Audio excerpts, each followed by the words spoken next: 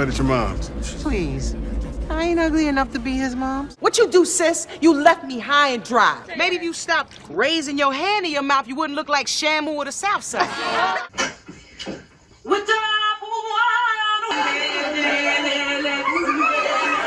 Well, I am who I am. Maybe you were 5 procedures ago. Did we get him? Not even close. What's the first thing that pops into your mind when you think of Queen Latifah? Hell are you? Neighborhood watch. Maybe you should mind your own business. I've tried.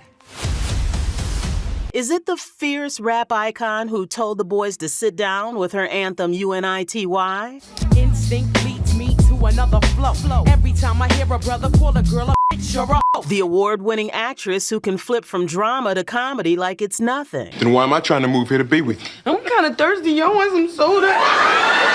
Or maybe the glamorous Hollywood trailblazer who's bagged endorsement deals, historic awards, and a seat next to the Bidens at the Kennedy Center Honors. But here's where it gets juicy. How did the reigning queen of hip-hop handle that bombshell sexual assault scandal involving her Equalizer co-star, Chris Noth? What about the other tea in her personal life that sis has managed to shield away from the public eye? Well, grab your popcorn, guys, because today we're spilling everything in the life of Queen Latifah that you probably don't know.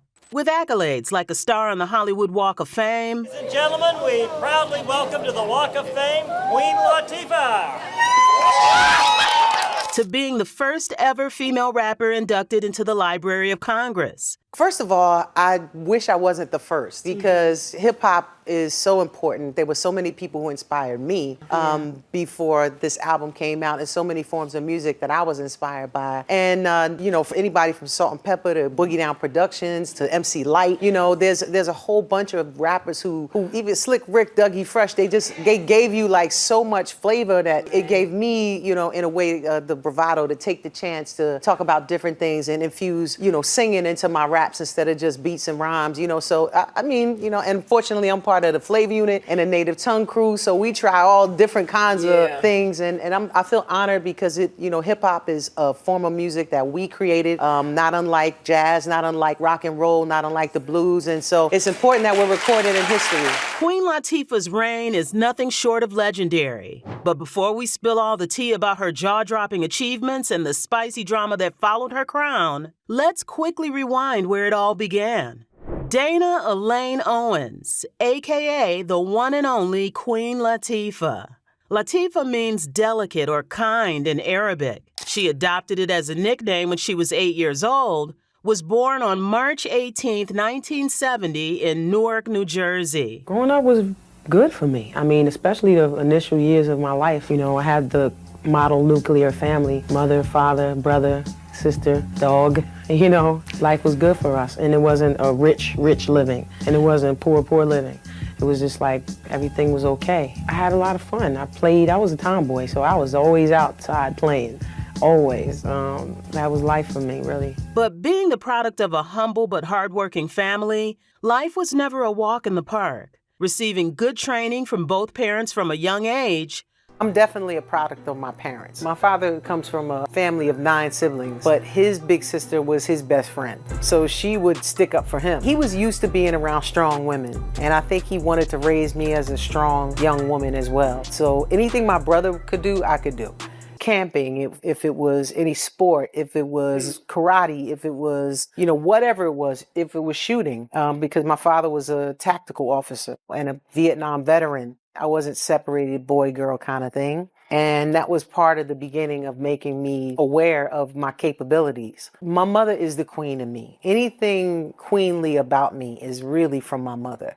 My mother was very much a lady. First of all, a strong, powerful woman, but very feminine, eloquent, elegant. So she smoothed out all my rough edges. Latifah was both brains and street smart. She juggled schoolwork with a budding love for music. In high school, my sophomore year of high school, you know, hanging out in the bathrooms, and I transferred to that school. So I was like, let me just see what's up. And, you know, I would wind up hanging out in the bathrooms and girls would just start rhyming in the bathrooms. And really dudes would be coming in the bathroom too, because it was the place to be. So I would just start hitting the beats on the bathroom stalls. This girl, Tangy B, Landy D, they would just start freestyling and they were killing it. So I just keep the beat going while they would just start rocking. You know, eventually I started beatboxing, you know, with them in the bathrooms. And then it came to a point where they had to battle these girls from another school. And there were 3 of those girls who were on the mic and only 2 of us, you know? And so I had to write my first rhyme. So my brother had turntables. I literally went in his room, threw on the instrumental of I Need a Beat by LL Cool J, and I started writing. I was like, okay, what are we gonna write? You know, so I wrote this battle rap and we wound up battling these girls and we killed them. Quickly becoming the type of kid who could hold her own in just any room. I was raised with respect and politeness, you know, respecting my elders just from being a little kid, you know, and how to behave at certain places. And, you know, I wasn't just going to be allowed to run around the supermarket any kind of way or the restaurant. You know, that just wasn't happening. So when you kind of get that at a young age, you realize there's certain things that you could do what you want to do and certain times that you got to, and then there's certain people that you got to shape up, you know, and say thank you, say, you know, and have manners with. And it's really being mannerable sometimes. But learning those lessons allowed me to feel comfortable going in different types of rooms with different types of people. Yeah. And still being comfortable in my own skin. But you know what they say, every star's glow comes from surviving their shadows. And peeps, did Latifah have her share of shadows? For starters, by the time she was just 10, her parents' marriage had completely flatlined. And let's be real, divorce is no smooth sailing for any kid. But for Latifah, it was just the first of many challenges to come. When I separated from my husband, she became very aggressive and very defiant. At age 5, Latifah got SA'd by the teenage babysitter she was left with. And even worse, she never got the courage to tell her parents about it. Yet, despite everything, she didn't let the cracks in her foundation define her. Instead, it seemed to light a fire under her. At just 19, Latifah was already flipping the rap game on its head with her debut album, All Hail the Queen. My career jumped off really quickly and got successful pretty quickly, you know, for my first record to come out and sell almost 500,000 records with not a whole lot of promotion, just whatever we were doing back then and maybe a video on my second single type thing, you know. And let's be real, in a world where the rap scene was all about the guys, this was by no means a small feat. But it wasn't just about being a woman in hip-hop. It was all about the messages her music carries, too. With hit singles like Unity, songs like Just Another Day, Latifah's Had It Up to Here, and Black Hand Side,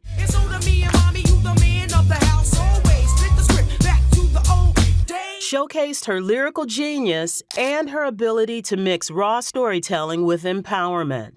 She also hit us with Come Into My House,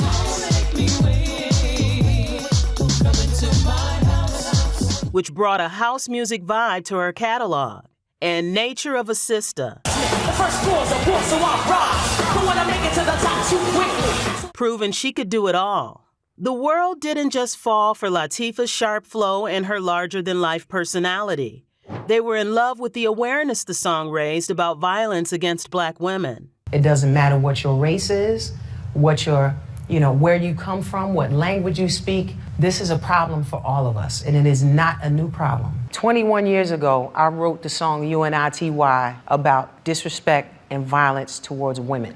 That entire second verse of that song was written about my cousin who was in an abusive relationship with her husband, and my brother and my cousins pretty much had to rescue her from that relationship, but she did get out of that relationship. But the rap scene wasn't the only place Latifah was killing it. In 1993, Latifah was already scaling it in the acting game, too.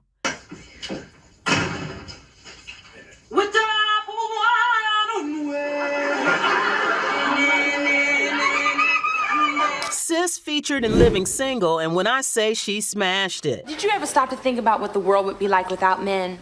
A bunch of fat, happy women and no crime.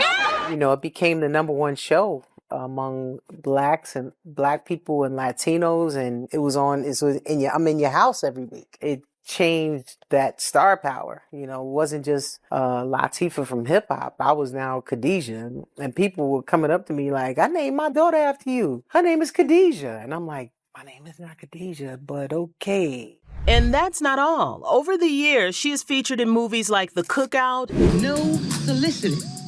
Wait, what you got there? You got Slim Mints? Go and get the hell out of here. Beauty Shop. And what's up with the Kmart thing, huh? Is it because I'm black? Is it because I'm black? Because I'm black? Hey, let me tell you something, baby. In Chicago. So if there's something that upsets you or makes you unhappy in any way, don't shoot your fat ass mouth off to me, because I don't give a shit. Now move it out. And hey, who could forget her and Jimmy killing it in Taxi? I've been working on this car for 5 years. Who is gonna pay for that? See this? This is a badge, okay?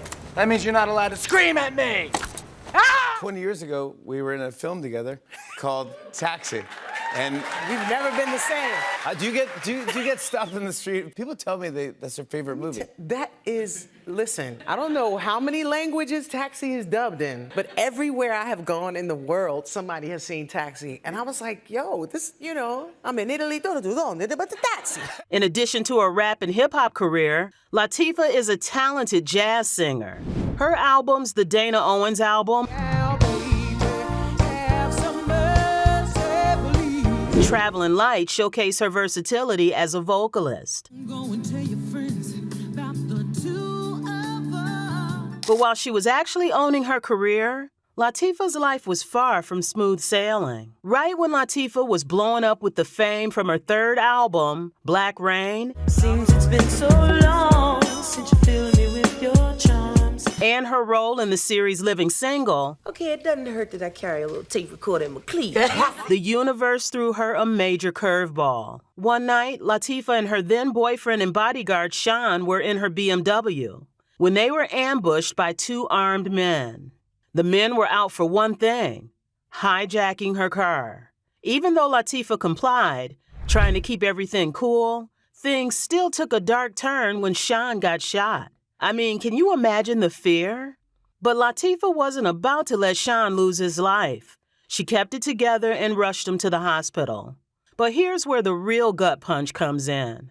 While that was terrifying, it didn't even compare to the heartbreak Latifah faced in 1992, when she lost her brother Lancelot in a tragic motorcycle accident. Having lost my brother when I was 22 years old, one of the closest people in my entire life, when that happens to you and you can't even make a fist because you've lost the strength in your hands. And here's the kicker. The bike he was riding, Latifah had just gifted it to him for his birthday. Can you even fathom the weight of that loss? To cope, Latifah held on to the key to the bike, dipped it in gold, and wore it as a necklace for years. Talk about a permanent tribute. But the loss doesn't end there. Okay, so as we all know, Latifah has always spoken about her mom as her greatest source of motivation. And I was just raised to never have to depend on a man. That was something my mom just drilled into my head.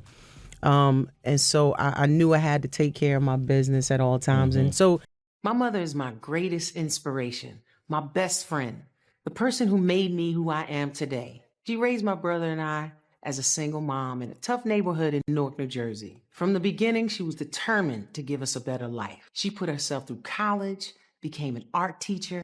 In between classes, she worked 3 jobs, but still found the time to take us to museums, plays, and musicals so that we could learn about other cultures and ideas, and most importantly, ourselves. To this day, whenever I decide I'm going to try something new, my mom is the one in my corner encouraging me to take the leap. So you can imagine that after battling a rare autoimmune disease for 14 years and her mom passing away in 2018, it seemed like the light dimmed in Latifah's world. But if there's one thing you can count on, it's that this queen is a fighter. She's carried on, knowing her mom's spirit is always with her. She still talks to me. She talks to me through the kitchen light. I talk to my mother as if she was still here. And she goes with me wherever I go. Now, if there's one thing we all know about Queen Latifah, it's that she doesn't just sit pretty. She stands tall for what's right. And when it comes to body shaming, especially in Black homes where making weight jokes is practically a tradition, you know, we fat jokes, we used that. That was normal. That was the norm. Like, get your fat ass off the court, or look at your fat ass. Yeah, your mama's so fat. I don't know if it applies on a basketball court. I think on a basketball court we have to just like let anything goes on the court. But or they've heard something that's hurt their feelings and they just been walking around with it for like 20 years. The person has no clue. And they continue to probably say those same things. It's not funny. Latifah wasn't about to let that slide. So what does a queen do when she wants people to feel comfortable in their own skin and still stay healthy? She starts a whole movement, of course. She's a part of It's Bigger Than Me, and this is a movement that she became the spokesperson of, that's really putting the spotlight on something we all deal with in our families and our communities, is obesity. You see, Latifah wasn't just all about preaching body positivity. There are people very close to me who will remain nameless, but who are around me quite often are like, oh, yeah, I was going to do this. I was going to play on this team and I wanted to do this. And then people started calling me fat and so I didn't do it. This can stop your life, stop you from doing what you want to do in your life. And so if it's something like that, we can't have that. Or you say cute little things like, oh, girl, you getting a little chunky there. What's up? What's going on? Or you kind of husky there now. What's happening? But those things can plant seeds in your mind. Yeah. You know, and start you thinking about your body in a certain way, or have you doing crazy yo-yo diets, or have you taking pills to lose weight that don't work for you, or you dropped 100 pounds, then you gained the 100 pounds. Yeah. So, I mean, it's not one like simple little thing that we want to start talking about, but we do want to start the dialogue. She was also creating a safe space for everyone to talk openly about their bodies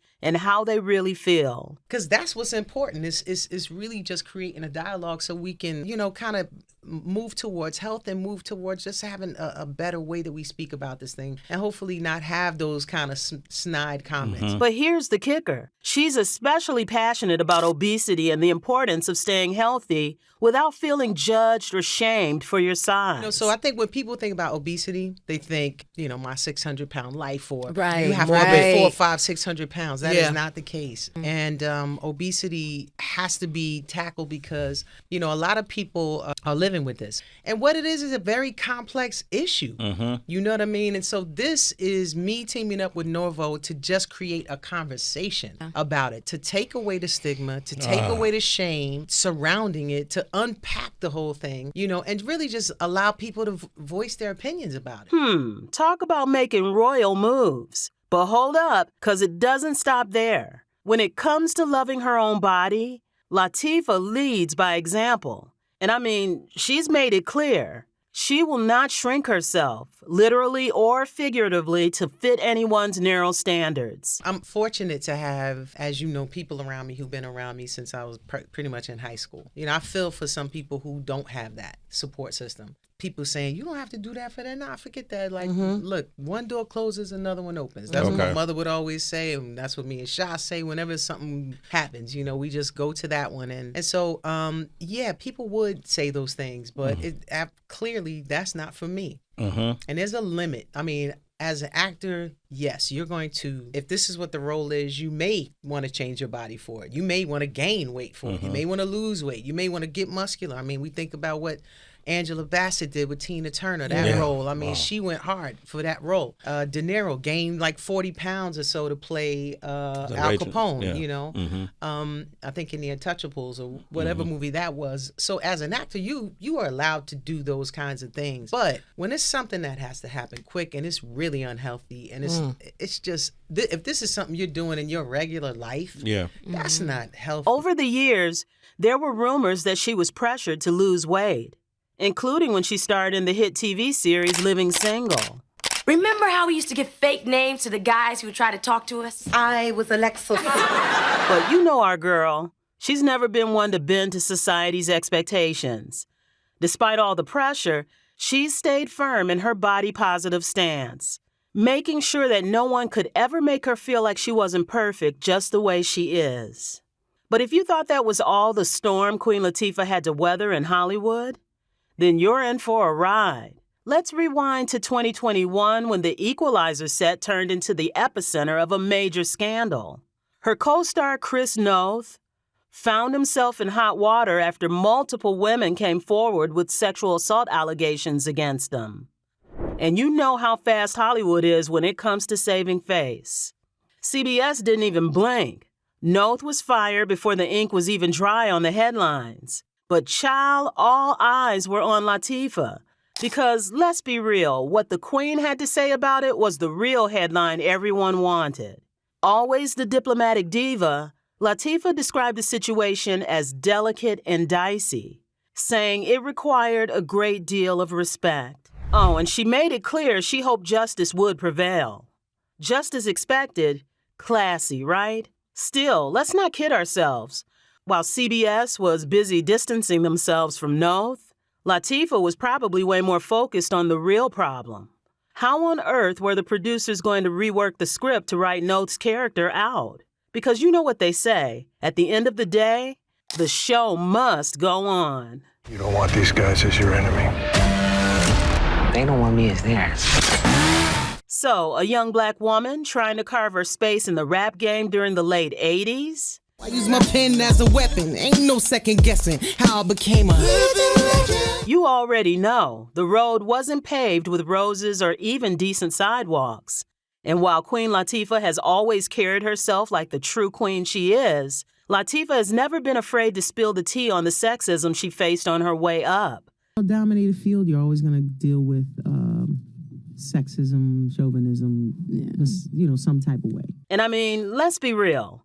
If anyone could shatter those barriers and make the boys take a seat, it's Queen Latifah. Yet, trust me, not only did Latifah shine in the rap scene, but today she has planted herself as one of the greatest legends in the industry. And she's got the receipts, too.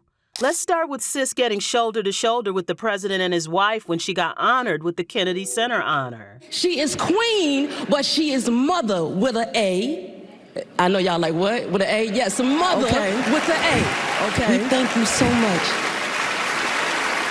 And let's not even talk about all the awards. I got nominated for an Oscar for Mama Morton. And the weekend of the Oscars, I remember Bringing Down the House was the #1 movie in theater. And I remember Denzel walking past me as I'm sitting in the front row at the Oscars. And he's like, "You got the #1 movie in the country, huh?" And just kept walking. And it was just like one of those things where #1 is Denzel walking past you. But all these things are happening at once. All the stars are aligning. And it definitely takes you to another level. From her Grammy Award to a Primetime Emmy Award for her role as Bessie Smith in the movie Bessie. What's your name, pretty lady?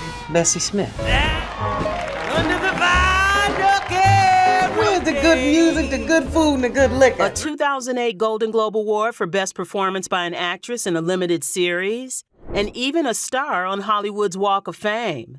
Ladies and gentlemen, we proudly welcome to the Walk of Fame, Queen Latifah. So what is Queen Latifah up to in 2024? Well, Mama's still killing it on screen, especially in her series Equalizer.